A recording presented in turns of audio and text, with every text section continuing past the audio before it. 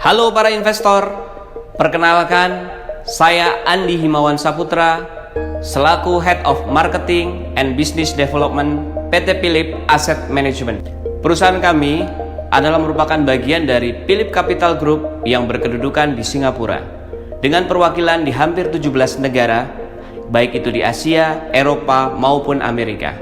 Sebagai perusahaan pengelola investasi atau yang sering disebut dengan manajer investasi, PT Phillip Asset Management sudah terdaftar dan berizin di Otoritas Jasa Keuangan melalui keputusan OJK tertanggal 12 Maret tahun 2014. Dengan semangat memajukan industri pasar modal di Indonesia, khususnya industri reksadana, kami PT Phillip Asset Management juga memiliki berbagai jenis produk reksadana, dimulai dari reksadana pasar uang, reksadana pendapatan tetap, reksadana campuran, juga reksadana indeks yang dapat diperjualbelikan seperti layaknya saham di mekanisme bursa, yaitu ETF. Selain itu, kami juga berpengalaman dalam mengelola dana individu, atau lebih sering disebut pengelolaan dana nasabah individu yang sesuai dengan regulasi dari OJK. Kalau kita berbicara mengenai investasi, tentulah akan timbul berbagai pertanyaan. Bagaimana investasi yang baik itu? Kemudian investasi yang benar seperti apa? Dan kemudahan dari investasi itu sendiri. Kalau dilihat dari sisi bahwa investasi itu baik, tentunya produk investasi itu sudah terdaftar dan berizin sesuai regulasi masing-masing. Dikatakan benar jika benar dari sisi aturan maupun dari sisi pengelolaannya. Kemudian dengan kemudahan investasi, justru ketika kita berinvestasi akan mempermudah kita dalam mengelola keuangan kita. Dari ketiga hal tersebut, semuanya ada pada produk reksadana. Tentunya, reksadana juga memiliki berbagai kelebihan. Di antaranya, dari sisi legalitas, reksadana sudah diatur dalam Undang-Undang Nomor 8 Tahun 95 tentang pasar modal. Reksadana juga sudah diatur dalam Peraturan Otoritas Jasa Keuangan, sehingga keamanan dari sisi regulasinya sudah ada. Kemudian, reksadana dari sisi fleksibilitasnya. Reksadana bukan produk yang ada jangka waktunya. Artinya, nasabah selama hari bursa atau selama hari kerja Senin sampai Jumat dapat membeli dan menjual kembali unit penyertaan reksadananya. Dari sisi produknya, reksadana juga terjangkau karena tidak dibutuhkan suatu minimum nominal tertentu agar mendapatkan imbal hasil yang menarik. Semua itu menunjukkan bahwa reksadana termasuk investasi yang baik, benar, dan mudah. Tentunya, selain kelebihan-kelebihan dari produk reksadana, setiap nasabah sebelum membeli produk reksadana juga harus memperhatikan beberapa resiko-resiko yang mengikuti dari produk ini. Di antaranya adalah resiko politik dan ekonomi tentu juga sangat mempengaruhi kinerja dari produk reksadana. Selain itu juga ada resiko wan prestasi dan resiko likuiditas. Resiko wan prestasi dan likuiditas itu biasanya mengikuti dari underlying dari produk reksadana tersebut.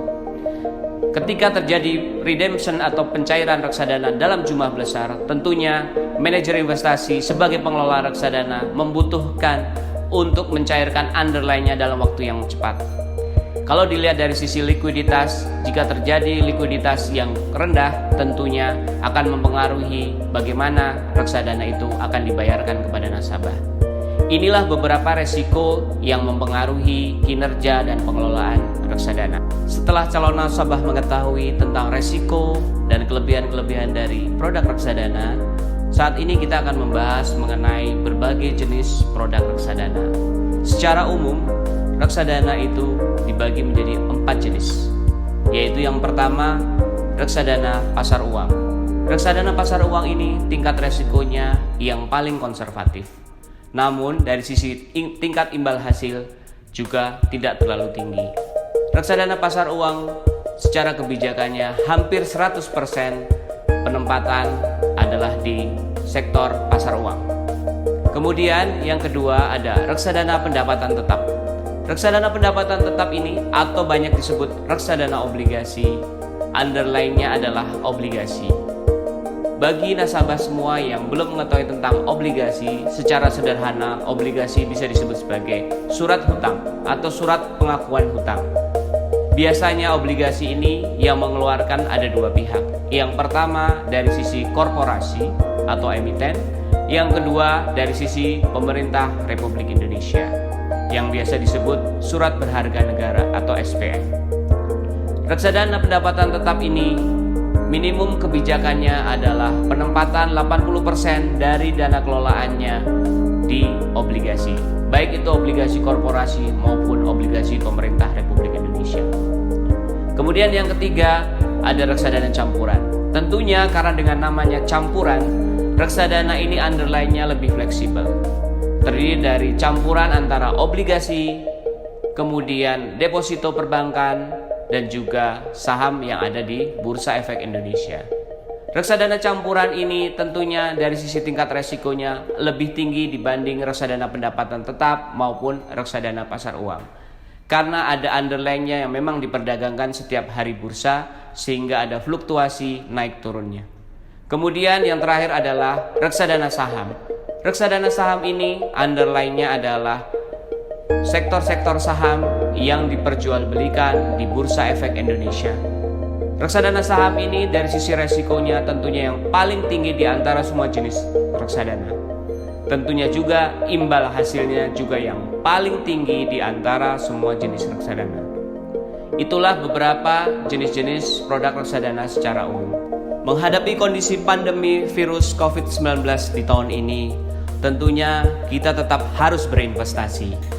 Ada beberapa alternatif produk reksadana yang bisa kita jadikan alternatif investasi di masa pandemi ini. Salah satunya adalah reksadana pasar uang. Seperti disampaikan sebelumnya, reksadana pasar uang ini underline-nya hampir 100% hanya di pasar uang. Pasar uang dalam hal ini adalah deposito perbankan ataupun obligasi yang jangka waktunya kurang dari 1 tahun. Tentunya kalau dilihat dari kondisi saat ini ketika BI memangkas suku bunga juga akan mempengaruhi dari tingkat suku bunga perbankan saat ini. Namun, kalau dilihat dari sisi reksadana, selain tidak ada jangka waktunya, jadi anytime selama Senin sampai Jumat atau selama hari kerja nasabah dapat membeli atau mencairkan produk reksadananya. Selain itu, dilihat dari sisi bahwa reksadana pasar uang ini bisa dijadikan sebagai dana parkir sementara sebelum nasabah memulai untuk berinvestasi di jenis investasi jangka panjang lainnya. Kemudian yang kedua ada reksadana pendapatan tetap. Tentunya reksadana pendapatan tetap ini karena underlying-nya adalah obligasi, tentu ada hal yang diuntungkan dari kondisi ketika suku bunga itu dipangkas turun. Biasanya ketika suku bunga itu turun, maka harga-harga obligasi cenderung akan naik. Ini tentunya sedikit banyak juga akan mempengaruhi atau akan mendongkrak kinerja dari reksadana menjadi naik. Kemudian selain itu, untuk kondisi yang banyak ketidakpastian seperti tahun ini, obligasi biasanya akan dicari oleh investor sebagai alternatif investasi yang aman namun potensial selain produk-produk perbankan karena nilai suku bunga yang terus turun. Itulah beberapa jenis reksadana yang bisa dijadikan sebagai alternatif investasi untuk kondisi di tahun ini. Di akhir video ini, tibalah kami sampaikan, tetap semangat, tetap berinvestasi, kenali perusahaannya, kenali produknya, terdaftar dan berizin di Otoritas Jasa Keuangan.